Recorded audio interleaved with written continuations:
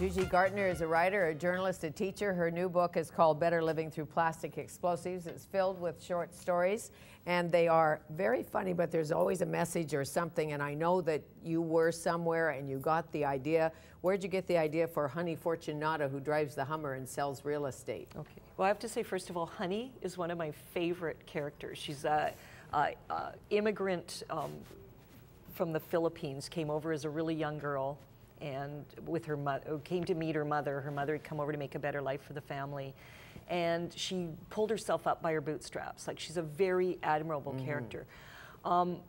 Where she came from, I don't know. Where the name came from, I just love that. Is her name Spice Lux?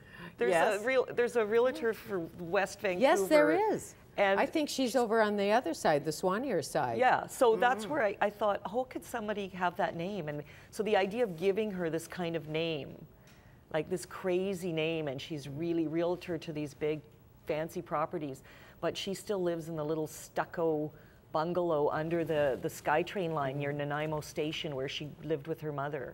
And she's funneling all her earnings into like making a better life for herself and her sister, who's gone off to be a stripper and a drug addict. Yeah, at number 5 Orange. Yes. Or someplace like that. Like that, yes. No, it's true, but the whole story is what do we value? And why do we value what we value? And she's very good at what she does. There's no question about that. What does the story mean to you? What do you want us to get from it? Well, Honey is sort of a subplot, right? There's 3 things going on. There's houses on the North Shore being sucked into the earth. $7 million houses. The earth is reclaiming, properties. It doesn't take any lives, no human lives, no animal lives. It spits out pets, and it takes the fancy appliances. Everything gets sucked in except anything living, like that has living membrane. So trees and water and pets. And so that's one thing happening. And then Honey is trying to sell this huge property because the commission will help her get her sister off the hook with her pimp drug dealer.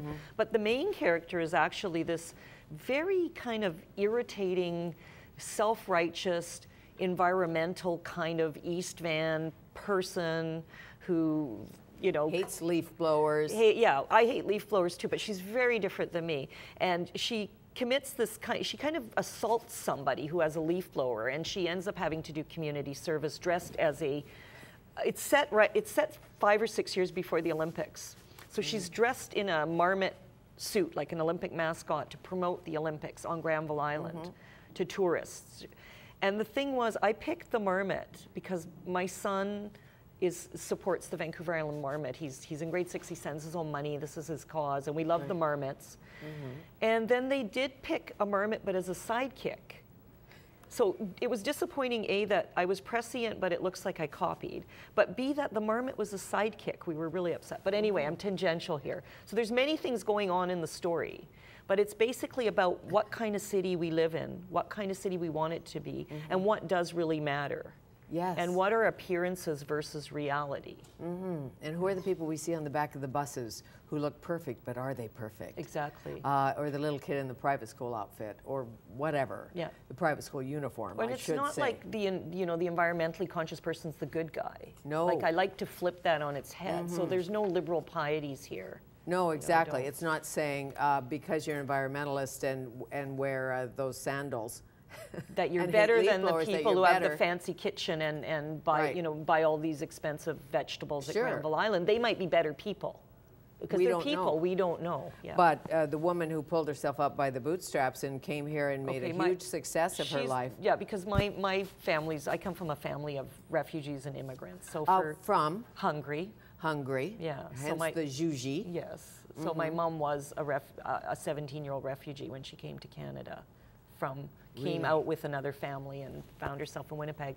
And my father had come out earlier after World War II as an immigrant. So I've always had a great respect for whatever waves of refugees and immigrants come and see how hard they work. And I get really pissed off when I see their children joining gangs and going off the rails. So I was dealing with that with Honey's mother working hard, Honey working hard, and then the sister kind of throwing it all away. So, if you want to look underneath, that was part of the sentiment there. Yes. I get it. One of my favorite stories in the book is about the art teacher who is not elastic, doesn't believe art is elastic. The freedom to express is not her thing. She makes the kids move their crayons only in one direction? This is a true story. Is it? It's based on about 4 different art teachers my son had. Really? But the crayon in one direction was one person. But every single teacher he's had, and other people will confirm this, there's this fixation with filling in the background. Well, you go talk to any kid in any school, you have to fill in the background. And I don't understand this, so it jumped off of this kind of why. Sure. Well, you know, I had an art teacher who said that she can tell who's going to go on to be a great artist because they fill in the backgrounds. And the rest of us, we just draw stick figures and houses and we don't bother to fill in the background. But that is a big thing for art teachers, but I don't think it's true at all. I mean, there's some fairly famous artists who haven't filled in the background. Drawing's not complete till the child fills in the background. The whole idea, we grade art. A child's version of a tree is a child's version of a tree, so it doesn't look like the tree. What does it matter? A blank sheet of paper, that's art in some way. In some circles.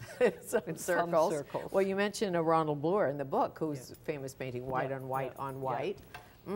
Contemporary art, certainly not. Well, he had, and it was funny because I was in Calgary reading and in Toronto, and I read that story, both places. Yes. The Floating Like a Goat, this letter a mother writes to the art teacher. And a Ronald Bloor exhibit had just opened in Calgary, a mini one, and one in Toronto. So it was nice to be able to mention that. No kidding. The point of art is not meeting expectations. It's one of the few things we can do, and you pointed out in this story, one of the few things we can do when we don't meet expectations, it's considered a success. Right? Have you been to the Martin Creed show at the Rennie Gallery? Well, it's off the wall, and it's fabulous. Well, somebody asked me, do you believe that? And I said, is it just the character? Do you believe that? And I said, I actually do believe that. It's true. Yeah, it is true. I agree with you. How nice to meet you. Thank you very much. Thank you for writing this. I had so much fun reading these, really. Better Living Through Plastic Explosive, Zsuzsi Gartner.